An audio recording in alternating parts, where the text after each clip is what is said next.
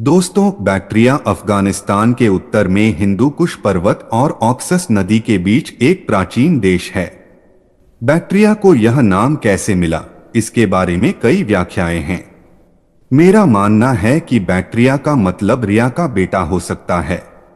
मैं ऐसा इसलिए कह रहा हूं क्योंकि बाइबल में वर्णित हाम और उनकी दूसरी पत्नी रिया, जो हमारे कामदेव और रति देवी हैं, उस क्षेत्र में आए और अपना शेष जीवन बिताया। जब आप किसी के नाम के आगे उपसर्ग बैक जोड़ते हैं तो वह व्यक्ति किसी और का बेटा बन जाता है। यह ऐसा है जैसे बैकस कुश का बेटा हो। अब हैम और रिया के साथ जो हुआ वह लगभग 3100 ईसा पूर्व हुआ। निम्नलिखित घटनाओं का क्रम है जिसके कारण वे बैक्ट्रिया पहुंचे।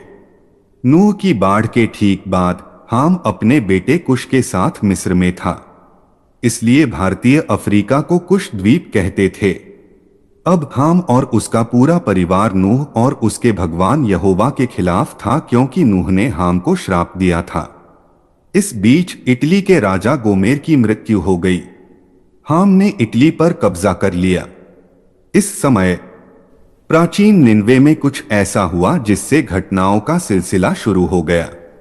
वह घटना हाम के पोते राजा निम्रोद की मृत्यु थी, जिसे इनान्ना नामक एक जल अप्सरा ने मार डाला था, जिसे सेमिरामिस और काली के नाम से भी जाना जाता है। अब निम्रोद कुश का बेटा होने के कारण बैकस था, इसलिए हैम ने इटली के युवाओं के साथ शराब पीकर उनकी मृत्यु पर शोक मनाना शुरू कर दिया, जिसे बैचनेलिया कहा जाता था, और इस प्रकार उन्होंने युवाओं को भ्रष्ट कर दिया। नूह इटली के युवाओं के बारे में बहुत चिंतित था। वह लीबिया के राजा हेमंत की मदद से आगे बढ़ा और हाम को बाहर निकाल दिया। इसलिए हाम को हेमंत से गुस्सा आया और उसने उसे मार डाला। वर्षों बाद हेमंत के बेटे डायोनिसस, जिसे भारतीय हेमंत कुमार के नाम से जानते हैं, ने अपने पिता की मौत का बदला लेना चाहा। हाम अपनी पत्नी रिया के साथ भारत भाग गया और अपने पीछे अपने छोटे बेटे मिस्रीम को छोड़ गया, जो बाद में यूनानियों का ज़ीउस और भारतीयों का इंद्र बन गया। जब वह भारत में था, हाम ने भारत के राज्य को छीनने की कोशिश की जो उसके भाई शेम का था। इस बीच डायोनिसस ने उसका पीछा किया, इसलिए हाम और रिया बैक्ट्रिया के क्षेत्र में भाग गए।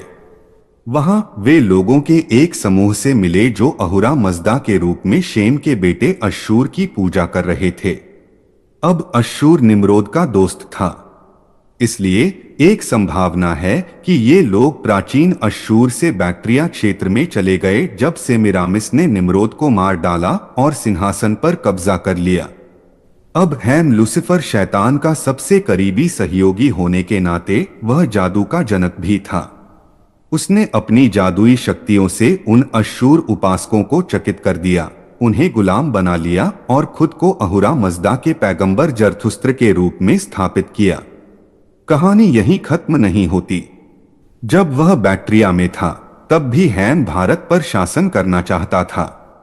उसी समय, जो लगभग 2950 ईसा पूर्व है, जब उसका बेटा कुश अपने लोगों के साथ भारत आया तो हैम ने उनका इस्तेमाल शेम के राज्य को गिराने के लिए किया। अब कुश के कुल में विश्वामित्र नाम का एक शक्तिशाली जादूगर था और राजा शेम के दरबार में जो भारत के राजा भरत थे, भगवान के एक पैगंबर थे जिनका नाम वशिष्ठ था। आजकल भारतीय उन्हें राजा के सलाहकार कहते हैं। इस प्रकार एक जादूगर और भगवान के पैगंबर के बराबर हैं।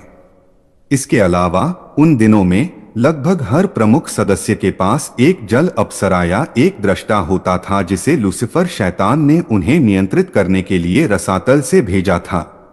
लेकिन आप उन्हें शेम राजा भरत या वशिष्ठ के मामले में नहीं पाएंगे, क्योंकि वे नारायण के रूप में सच्चे भगवान यहोवा के अनुयायी थे और राक्षस उनके करीब आने की हिम्मत नहीं करते थे।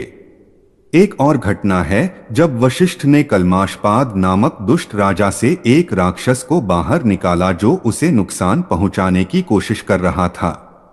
ये सब भगवान की शक्ति का प्रकटीकरण है। दोस्तों, अब शेम को लोग हरिश्चंद्र भी कहते थे। विश्वामित्र ने वशिष्ठ को उसके पद से हटा दिया और उसने शेम राजा हरिश्चंद्र, उसके परिवार और उसके राज्य का विनाश कर दिया। यह कहानी पूरी दुनिया के हिंदुओं को पता है, लेकिन एकमात्र कमी यह है कि वे नहीं जानते कि शेम राजा भरत है और हरिश्चंद्र उसकी दूसरी उपाधि है। अब राजा भरत के अंत के बाद शेम का एक पुत्र सुदास पैजवन प्रमुख हुआ और उसने विश्वामित्र को उसके बुरे कर्मों के लिए मार डाला। लेकिन भारतीय कहेंगे कि विश्वामित्र की मृत्यु नहीं हुई, उसने अपनी संचित आध्यात्मिक शक्तियों का उपयोग करके खुद को दक्षिणी क्रक्स के नक्षत्र में बदल लिया। खैर, धरती पर आकर सुदास ने वशिष्ठ को भी उनके मूल पद पर बहाल कर दिया, जैसा कि वे भविष्यवक्ता थे। यह तब हुआ जब कुछ अलौकिक हुआ। परमेश्वर यहोवा ने राजा भरत की मृत्यु का बदला लिया। ऋग्वेद में 2 स्थानों पर इसका उल्लेख है। खूबसूरती यह है कि पैगंबर वशिष्ठ ने भारत से भगवान को पुकारा और हम बैक्ट्रिया में जलकर मर गए। ऋग्वेद के 7वें मंडल में 9वें भजन के 6वें श्लोक में कहा गया है कि जब वशिष्ठ ने पवित्र अग्नि को प्रज्वलित किया तो इसने जरूत को मार डाला जो कि जरथुस्त्र है। और फिर 10वें मंडल में 80वें भजन के 3वें श्लोक में कहा गया है कि पानी से अग्नि ने जरथुस्त्र को मार डाला। खैर, बैक्ट्रियन के लिए यह शर्मनाक है कि उनके पैगंबर को इस तरह के अपमानजनक तरीके से मरना पड़ा।